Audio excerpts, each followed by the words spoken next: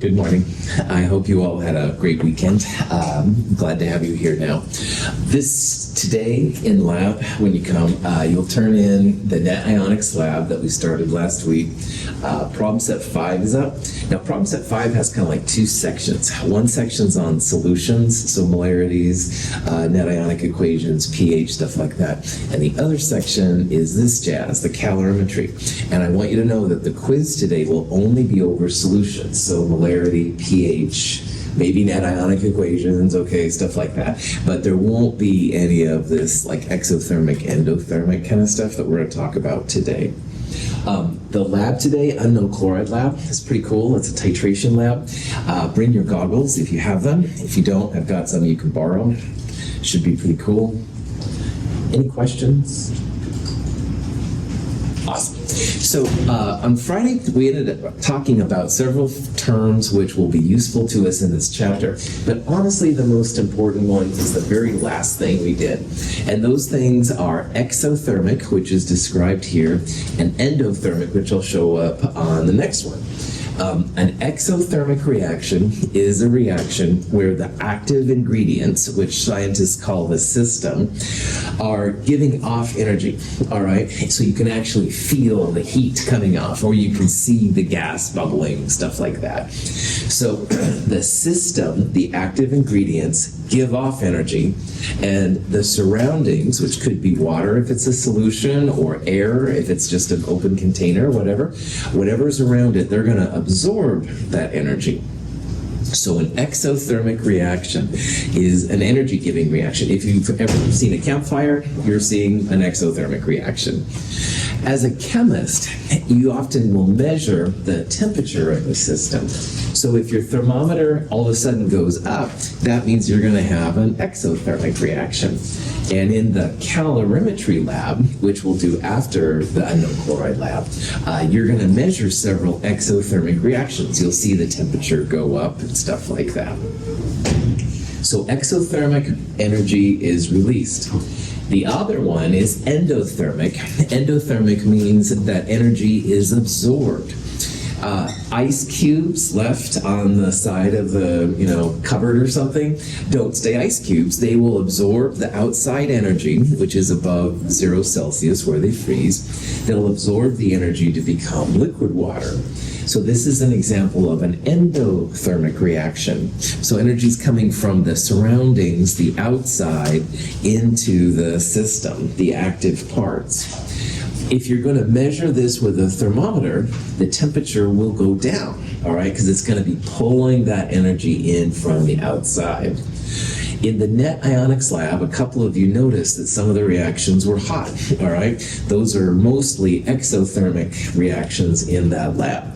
Endothermic aren't as common, but there are lots of examples. If you've ever had a cold pack in a sports injury, cold packs are essentially just endothermic reactions, and they pull the energy in, gives you the cold, soothing stuff, jazz like that.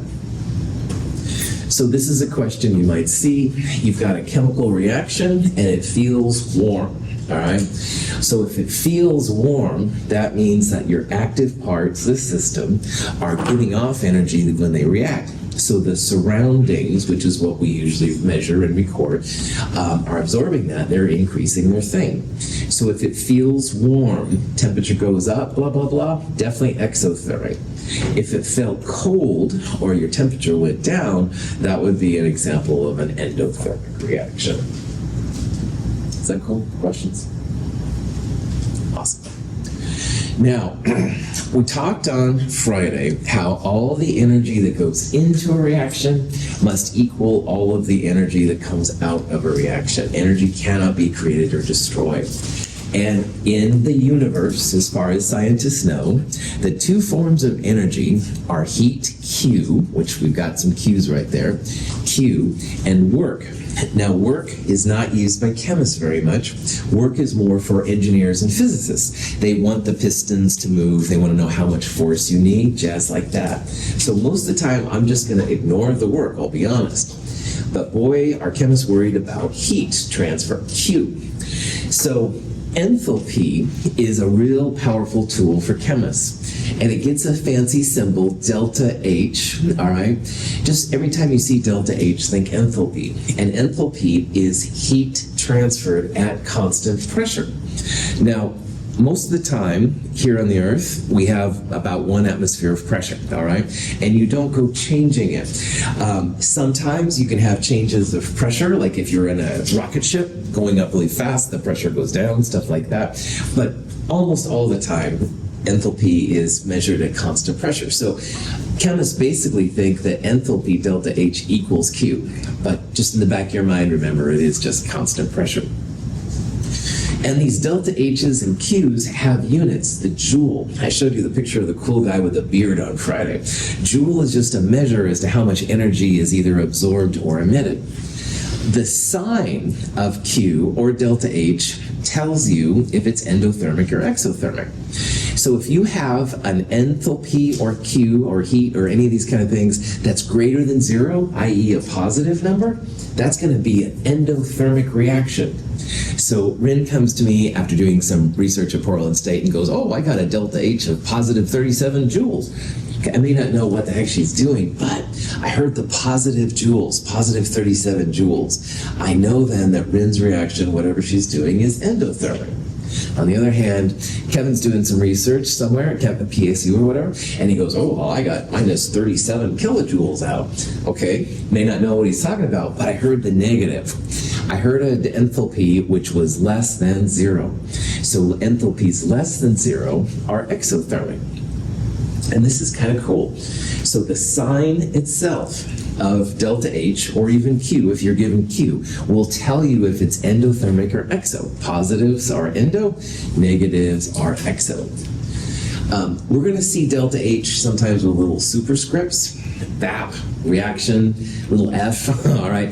These have special uses, but they're all enthalpies, all right? They have special uses, like this one is for vaporizing a liquid, turning a liquid into a gas. A reaction is kind of a general one. We'll talk about HF here in a little bit. But if you see this, then that's what it means. This is not enthalpy. This is some rock musician kind of thing, and but I thought he had a cool name, and I like how he threw the delta in there for the A. But anyway, I digress. So, punchline. All the energy cannot be created or destroyed. That's delta E. And energy is basically comes out in heat Q and work W. Now, chemists usually don't worry about work. It's more about the heat, so that's why we usually ignore it. And if you're at constant pressure, which is almost all the time, heat is enthalpy, delta H. So chemists love enthalpy because it's basically the delta E. It's basically the energy, all right? So if all this was a little weird, just remember that the end run, that these delta H's are like the total energy of the system, all right? And that's how we can then figure out if something is giving off energy or absorbing energy, and it is related to the total energy. So the scientists, thermodynamicists, are happy. Questions on any of that? Okay.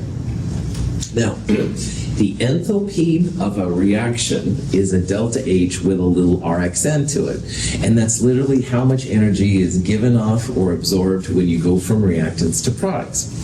Here is an example of an exothermic reaction. When you make water, we get water as a gas, from hydrogen and oxygen, you get a lot of energy off.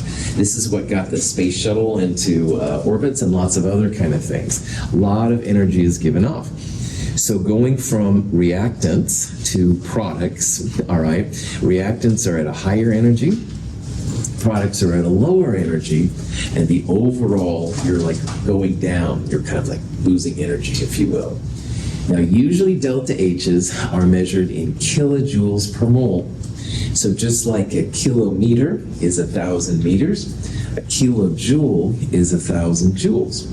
So if you have this particular reaction, I think it's like 285 kilojoules of energy given off. So you would write delta H equals negative, because it's exothermic, 285 kilojoules per mole. That's not a number you have to know, it's just a nerdy thing that I know. Now, if one direction of a reaction is exothermic, the opposite direction will be endothermic. So check out this reaction right here. This is methane, which is basically the natural gas we use on Bunsen burners. It burns in oxygen, creates CO2 and water, a combustion reaction, and a lot of energy is given off. You can warm your hands by a Bunsen burner, don't touch it, but it does give off a lot of energy. And scientists calculate that it's about minus 890 kilojoules. Well, it's not impossible, it's difficult, but not impossible, to go from the CO2 and water back to the methane and oxygen. It's not easy, but it is possible. So notice the sign of the enthalpy. It's the same number, but it's the positive version. And this is a really interesting thing about thermodynamics. If one direction is exothermic, negative, and you're somehow able to go the opposite direction, same number, but the opposite sign.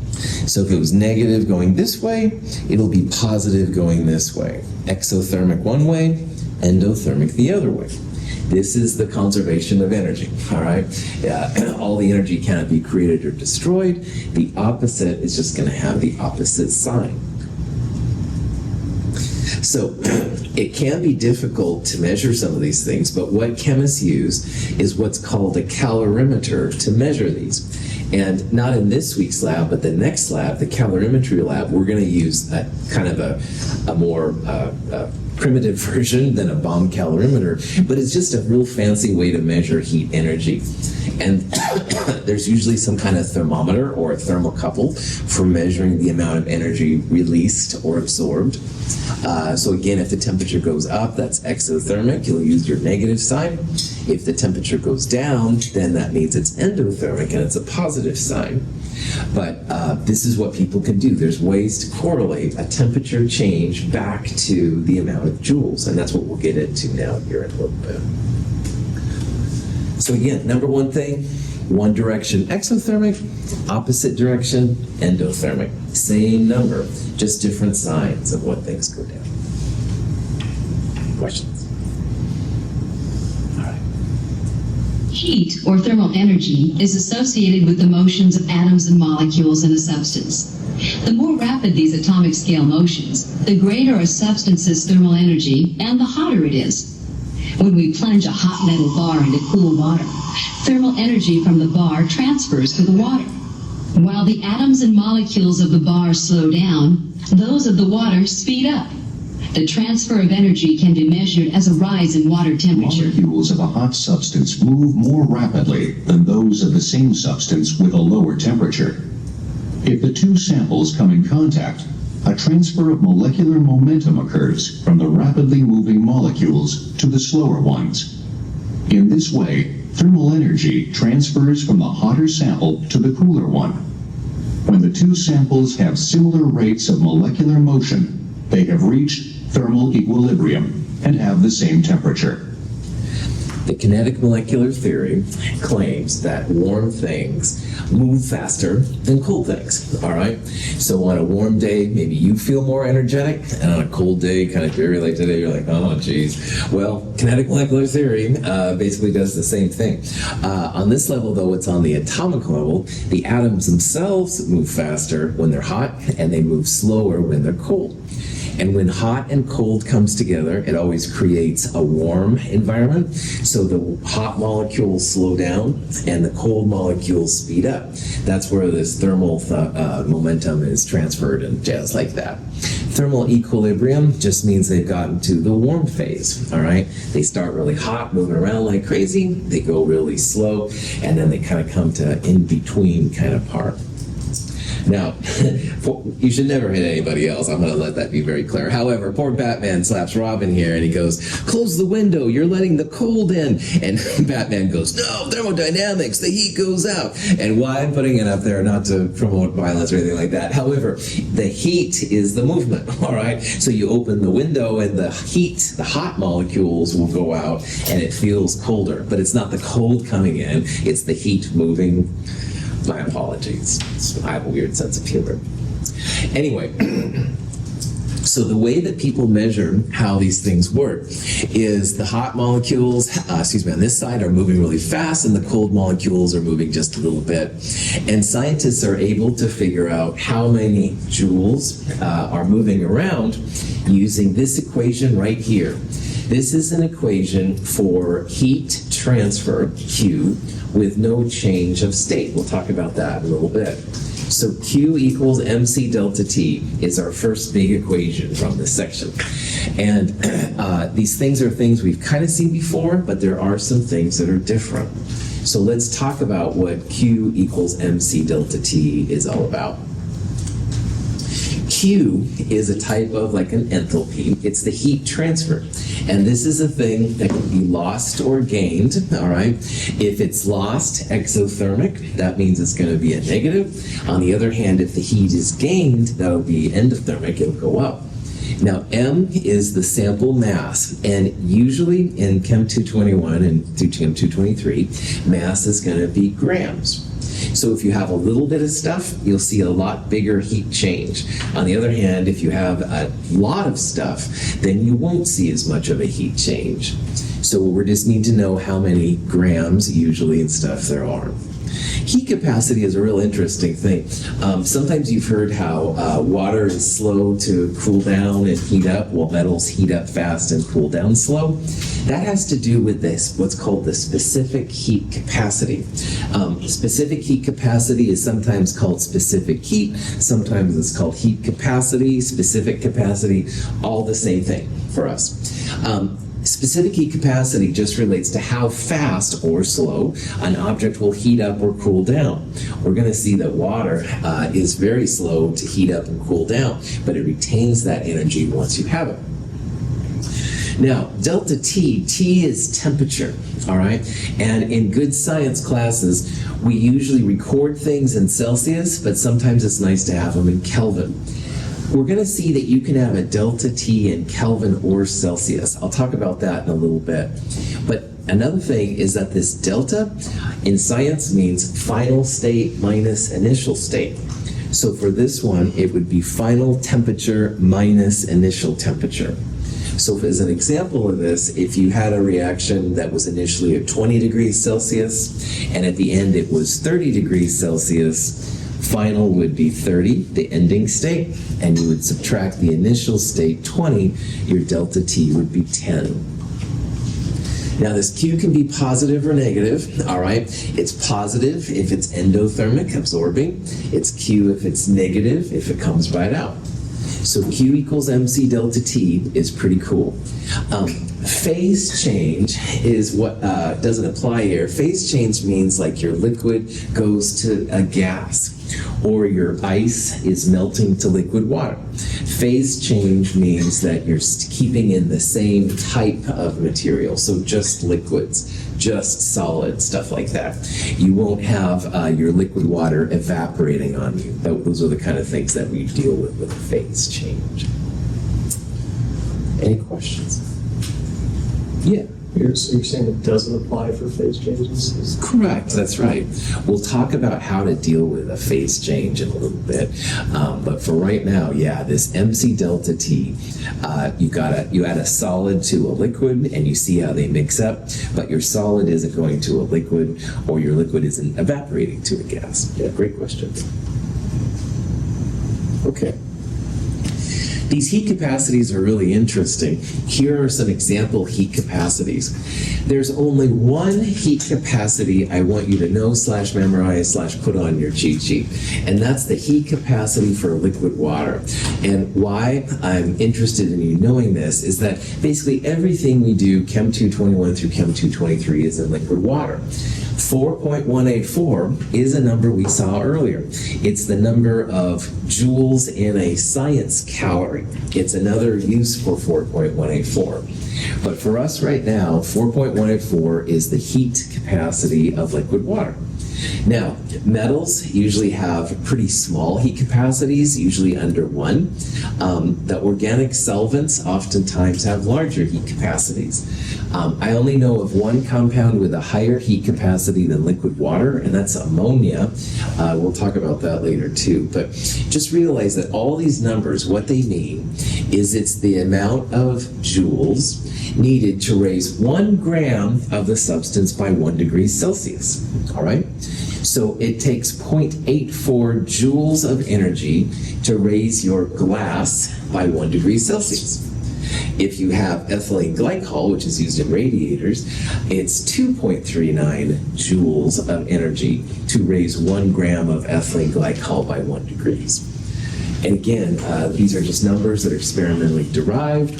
They're joules per gram Kelvin in the bottom, sometimes joules per gram Celsius. And again, the only one I want you to know is the one for water, because we're going to use that one a lot. Any questions on this? Cool. So let's look at an example of how we could do this, all right? Let's say that we have 25 grams of aluminum metal, all right? And it's cooling down. It started at 310 degrees Celsius, and it went down to 37 degrees Celsius. And the question is here, how many joules of energy are lost by your aluminum? And we will definitely use Q equals mCdelT T. CAL down here, that C is usually the symbol for the heat capacity. So, and again, everything but water I would give you this. So for aluminum, it's 0.902 joules per gram Kelvin. These little minus ones means per, so it's like joules on the top, and then divide gram and Kelvin go on the bottom. And if we have all this information, we can calculate the joules that are going to be happening here. So mCdelta T is what we want. Specific heat is this C thing right here. C oftentimes gives specific heat. So 0.902 goes right in there. Now, the mass is almost always grams. So 25 grams just goes right down here. Delta T is final temperature minus initial temperature. So in this problem, the final temperature was 37 degrees after it cooled down. And the initial temperature when it was hot, 310 degrees. So mCdelta T, where again delta T is final minus initial, plug this in your calculator, 3 sig figs, minus 6,160 joules of energy were released by your aluminum. Using this sign, is this an exothermic reaction or an endothermic reaction? So exo, well done, that's right. Negative Qs and negative delta H's are exothermic. Positive Qs and positive delta H's would be endothermic. So this number literally then represents the amount of heat that is lost by the aluminum, all right? Aluminum was vibrating like crazy at 310 degrees. We watched it cool down. It went down to 37 degrees. It has a lot less internal movement that way. So that's why it's exothermic, all right? Now, another thing that's kind of interesting is that your delta T can be in Kelvin or Celsius, all right? And as an example of how this works, let's say that we had some water that started at 100 degrees Celsius and it went down to 0 degrees Celsius. So your delta T in Celsius, final minus initial, would be minus 100 if this was in Celsius. In Kelvin, you add 273.15, I'll just add 273, that would be 373 Kelvin down to 273 Kelvin if we used Kelvin temperatures instead.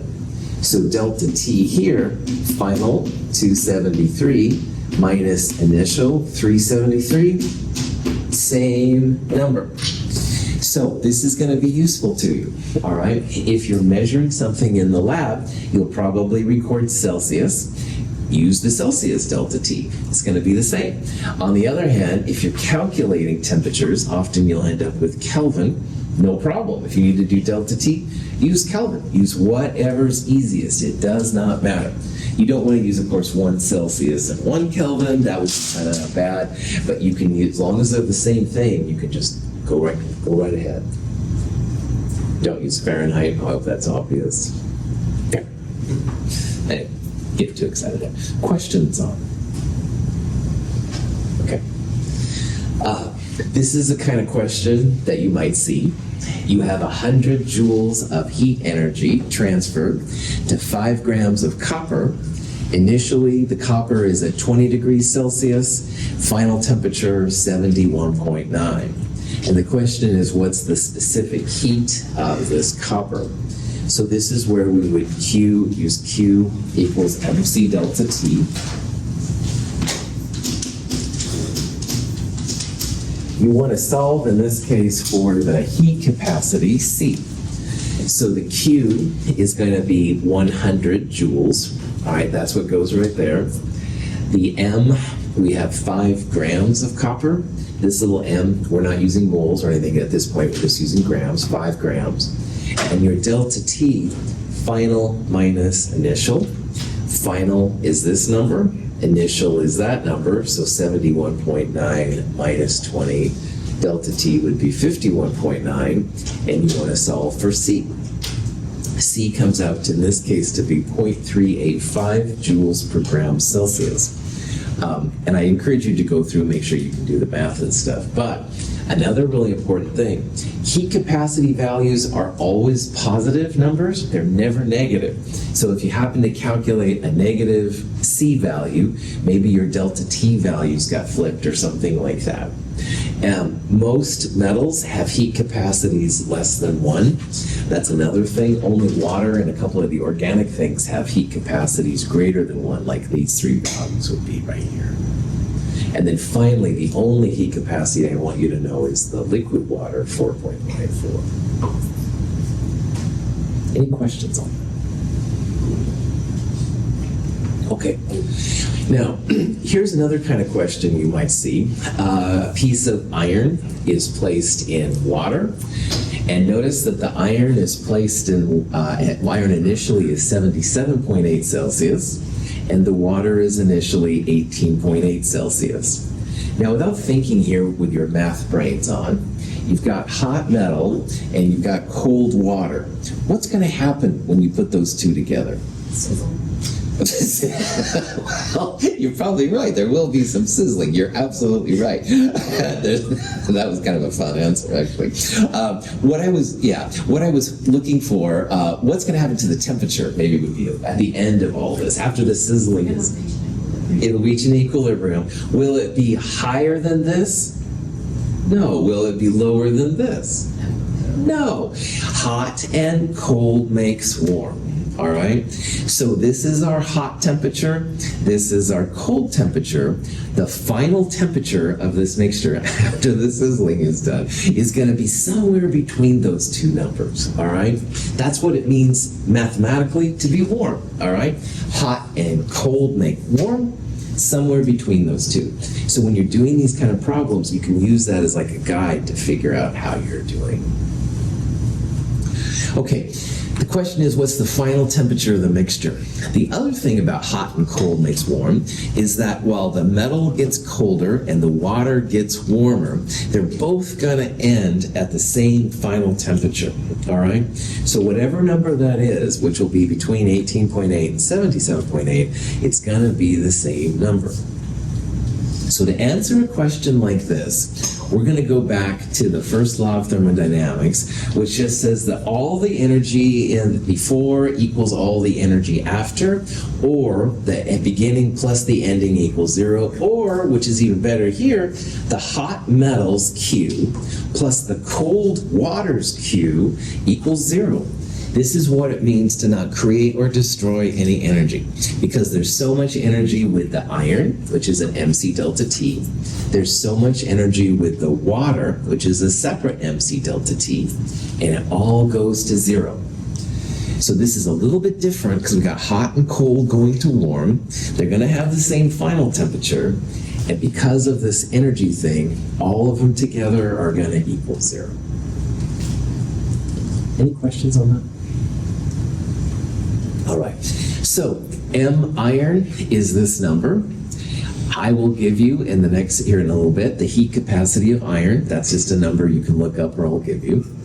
Delta T is going to be the final temperature, which we don't know, minus the initial temperature of iron. So X minus 77.8, if you will.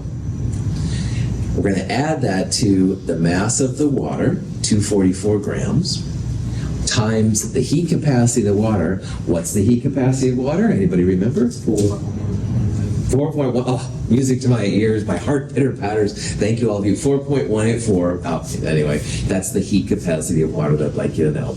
And then delta T final minus initial. Well, we don't know the final temperature again, but we do know the initial. So it'll be like X minus 18.8. And all of that will equal 0. Now, heat capacity of iron is something you'll be given, 0.449. Heat capacity of water, 4.184. I put down memorize. You can put it on your cheat sheet, whatever you want to do. And that final temperature is going to be the same for both of them. It'll be between the cold and the hot temperature somewhere. Any questions so far? Okay, so now it's time to start just plugging and chugging.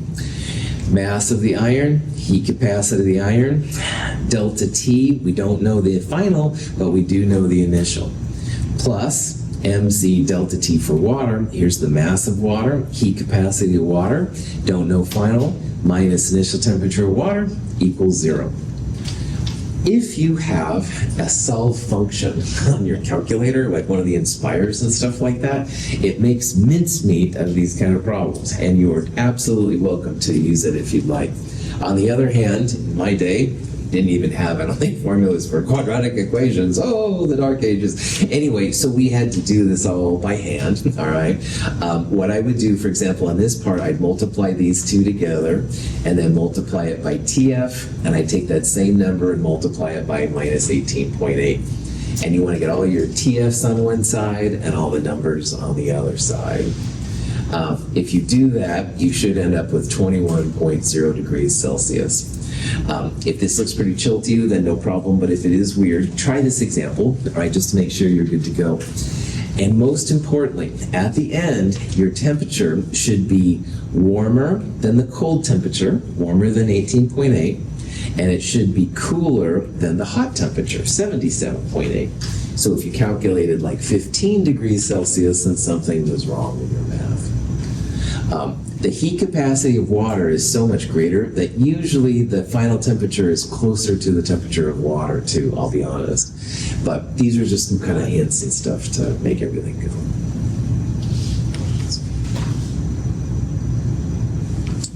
All right. Now, so far, we haven't changed how the liquid water is, or for example, the solid iron is. But you can absolutely deal with changes of state as well. So this mCdelta means that your state of matter is the same. The states of matter are usually solids, liquids, and gases, okay? So this is an example of iron. We're adding 500 kilojoules to it, which is quite a bit of energy, but it still is a solid at 557 Celsius. You haven't molten into liquid iron at this point. You can use mCdelta. Sometimes the solids get a little crazy. We don't have to worry about that. But you still have solid iron, all right? However, when you start actually changing the state of matter, so for example, this is a piece of ice, and the ice is being turned into a liquid here. And ice, solid water, begins to melt at 0 Celsius. So if you go just a little bit above that and stuff, you're good to go. Now, when something melts, it doesn't like all melt all at once. It's a gradual process.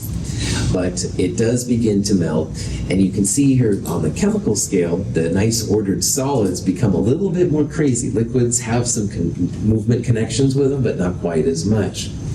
So this next thing we're going to talk about is when you go from a solid to a liquid, or a gas to a liquid, or sometimes you can go like solids to gases too. All these kind of things are happening.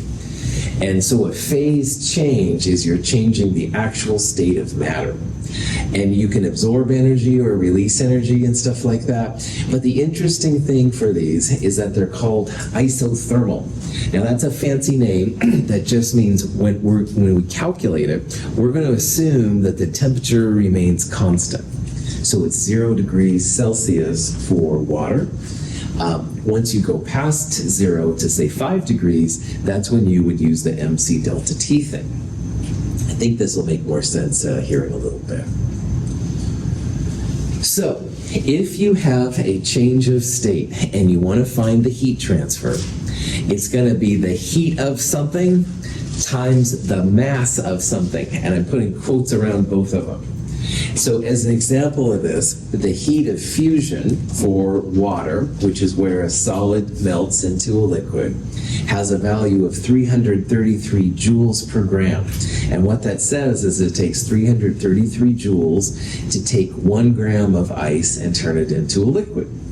So if you were going to use this one, this is the heat of something, heat of fusion, and we're going to multiply it by the mass. Now, the reason I have mass in parentheses, these heats of things have different units. This one's joules per grams, so we would multiply by grams here to make the units cancel. But as we're going to see, lots of these things are joules per mole or kilojoules per mole. So in those cases, then, you'd have to turn the mass into moles first before multiplying. You want to get out just joules at the end, if that makes sense. So it's going to be the heat of something, which is a value you'd be given, or you could look up on the internet or in a book, times whatever kind of mass unit you need to make sure that grams or the moles are canceled and you have just joules left over. These problems sound funky, but they're actually pretty easy, but it's hard to kind of talk about them sometimes. This is a problem where we want to find the heat of something, the heat of fusion in this case. And what this problem says is it takes 6.30 kilojoules to convert 255 grams of lead into a solid. Now, if you look at these units right here, they're all joules per gram, all right? So we're going to somehow take this number on top, which is a joule-related thing, and divide it by this number. Now, we have 6.30 kilojoules. How can I turn that into just joules? Multiply by 1,000. Well done. That's right. Just like if it was kilometers to meters, you'd multiply by 1,000 to get the kilometers into meters. Kilojoules, same thing. All right, kilojoules times 1,000 is going to give you the joules. So to figure out this value, you take the kilojoules, multiply by 1,000 to get just joules, 6.300 whatever joules, divide it by 255 grams of lead, and when you do that, you get this number here, 24.7. So 6.30 times 10 to the third converts the kilojoule into joules. So that's what we want. We'll divide it by the grams. Bam. And this is how they calculate these things. Somebody in the lab, goes down there, sticks around for a while, watches the stuff melt, and they figure out how many kilojoules or joules are needed to convert this much stuff in, and bam, they end up with the heat of fusion value. Any questions?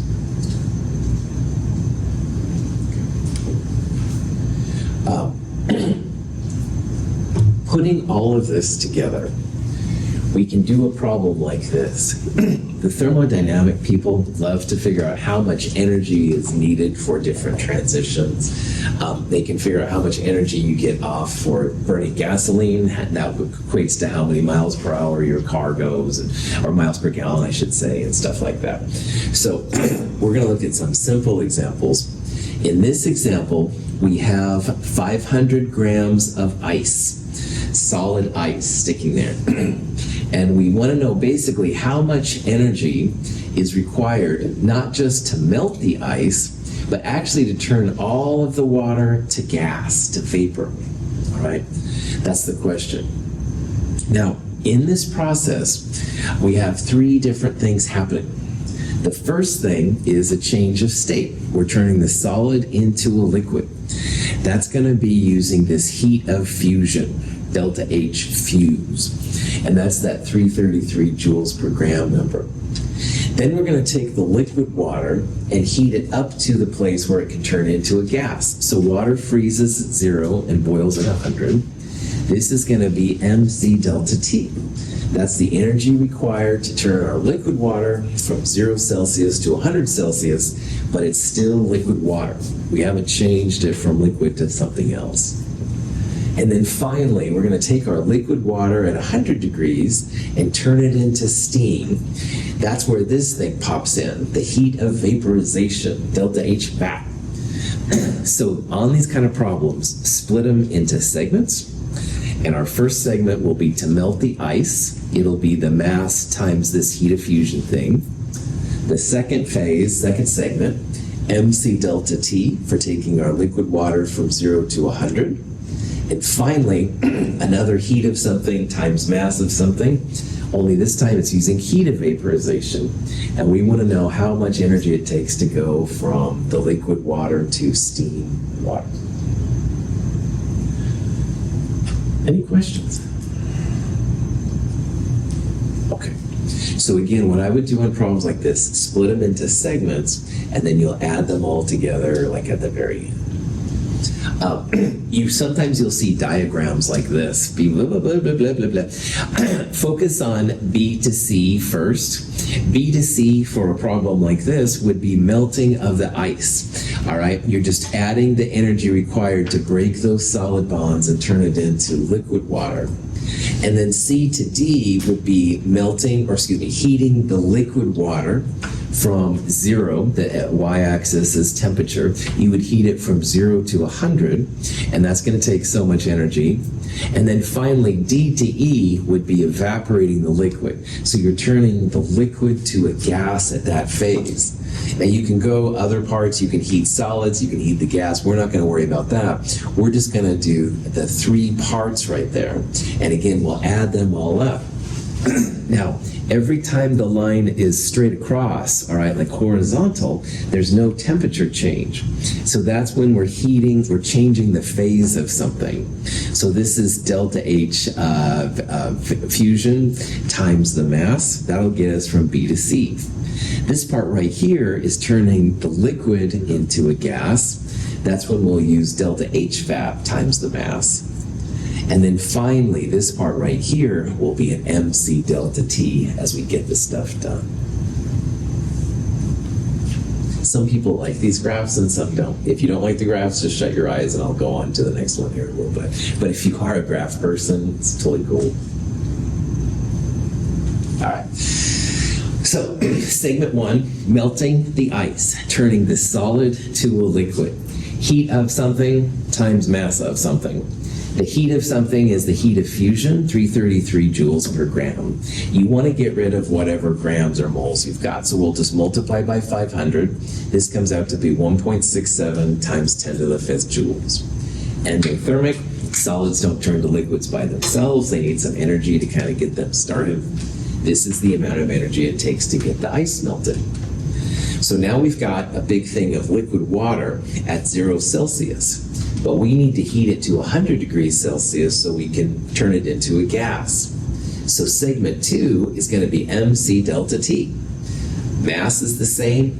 Heat capacity of liquid water, 4.184. Delta T can be in Celsius or Kelvin.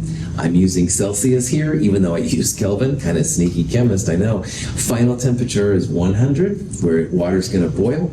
0 Celsius was the initial, where it was after we melted the ice. Came out to be 2.09 times 10 to the 5th joules. And then the final state is we want to turn this liquid water into steam. So that's going to be a mass of something times the heat of something as well. We're going to use a different delta H because this is the vaporization. It's the energy to turn the liquid into gas. That's what vaporize means, you know. Fusion is turning solid into liquid in this world. But again, mass times heat of something is this number, 1.13 times 10 to the 6th. And then at the very end, we need to add these 1, 2, 3 pieces together because that's going to represent the total energy of this process. All is said and done, 1.51 times 10 to the 6 joules, kind of a messy number. So if you divide by 1,000, you can turn it into kilojoules, 1,510 kilojoules. Oh boy. Is this endothermic or exothermic? Endo, well done. That's right. Positive delta H's and Q's are endothermic, and this is definitely positive. How much energy would we get out taking this amount of steam and turning it back into ice? The negative value. Yeah, right on. It would be negative 1510 kilojoules. All right. Remember, positive one direction, you totally reverse it. Negative in the other direction. Same number, just the opposite sign. And that's kind of a fun thing to think about. Well, fun, all right. Look, I was talking about. To me, it's kind of cool to think about, all right? Cool. Gotta watch my terminology here. It's kind of an interesting factoid to think about how it's just the same number but opposite magnitude. You have to be an engineer. College takes too long anyway. I can get a job right away and support you in style. Of course you can, darling. This is from that Meet Me in St. Louis movie. All right. Anyway, in this one, he's like, I don't need to be an engineer. I can do this and stuff. I'll support you. Yeah, sure. Anyway, don't be nervous about this if this is a little strange to you. Enthalpy stuff can be a little wild, but it's really powerful. All right. It's what people use to figure out not only like the engines and stuff that you use, but it can also be used for food. All right. The food we eat gives off energy, calories, and stuff. So there's lots of uses for it. Is the value for the H fusion and H back always going to be 33 joules per gram and 2,260 joules per gram? Yes, they will be. Those aren't numbers that I would ever expect you to know. Okay, but yeah, they should be. Now, honestly, if you change pressure, you can do some weird things with those numbers, but most of the time, 99% of the time, that's the numbers that chemists will use. But again, the only one so far that I'd like you to know is that 4.184. The other ones, though, you're good to go. Cool question. Every compound has its own delta H value, delta H of something value, and we'll see different ones throughout the term, too. Cool question. Other questions? Okay. Now, there's different kinds of enthalpies. We've been looking at enthalpies of reaction, which are just general. However, sometimes you're going to see a delta H with a little superscript like degree symbol right there. And that is another important thing to think about, of course. It means that you are measuring an enthalpy under standard conditions. And what is standard conditions? It means the pressure is about an atmosphere, which is what we are normally at here in Gresham, Oregon. If you have a solution, it's 1 mole per liter, or 1 molar, all right? It's not going to be other things. And the temperature is usually 25 degrees Celsius. And why this is important, if you are talking with a scientist who works in, say, Alaska, all right, they're going to be colder probably, maybe the pressure is different, stuff like that. They may have different values. And the same thing if you have a scientist working in, say, Death Valley, which is not only a little below, it's actually a little greater pressure than 1 atmosphere, but it's really, really hot, their values might be different too. So in order to try and correlate everybody's values together, this little standard kind of thing has happened. Now, most of what we talk about in this class is standard conditions, but sometimes if you do have other classes, it's nice to know that you can have non-standard conditions too. It just may be harder to correlate sometimes with what you do. So this little 0 just means standard conditions, which works great for us here in Gresham, Oregon.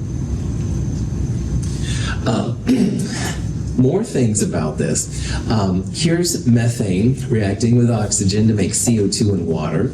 The enthalpy value under standard conditions, minus 802 kilojoules. Well, if energy is negative, it's like a product. It's being given off by the reaction. So sometimes you'll see these reactions, if it's exothermic, they literally put the number in there. Now remember, products are what we get out of a reaction. So an exothermic number like this one, you can literally think of like, you're going to react these together, you're going to get these chemicals and 802 kilojoules, which means it's released, it's exothermic. So this is an alternate way to show exothermic and endothermic. You have to realize that if it's a product, it's going to be a negative number if you report it like this, but really it is getting it out like that, so that's why it's kind of cool. And why I bring that up is because if it's part of a chemical reaction, you can start writing conversion factors for it. So for example, if you take 1 mole of CH4 and you burn it, you're going to get 800 kilojoules of energy released. If you have 2 moles of water that come out of the reaction, 2 moles is equal to 802 kilojoules of energy released. So there's lots of little things like that that you can do, which is kind of cool. So if you see the energy like that, exothermic, it's going to be a product. Endothermic, which is more rare, we'll see, will be a reactant. And you can start doing conversion factors, which is kind of cool. We'll talk about that today in problem set 5 a little bit. Any questions? All right, I will see you at 1:10 today. Thank you for being here. Have a great day.